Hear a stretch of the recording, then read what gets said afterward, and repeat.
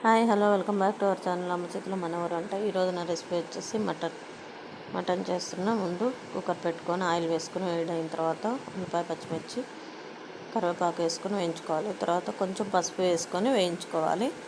అవి వేగిన తర్వాత అల్లం వెల్లుల్లి పేస్ట్ దంచి పెట్టుకున్నది వేసుకోవాలి. ఫ్రెష్గా దంచుకుంటే బాగుంటుంది. ఇప్పుడు ముందుగా కడిగి పెట్టుకున్న మటన్ వేసుకోవాలి. వేసుకొని ఉప్పు వేసుకొని కలుపుకొని తర్వాత టమాటాస్ వేసుకోవాలి. టమాటా వేసుకొని ఒకసారి కలుపుకొని మళ్ళీ 2 స్పూన్స్ కారం వేసుకోవాలి. అవి వేసుకొని కలుపుకొని సిమ్లో మూత పెట్టుకోవాలి.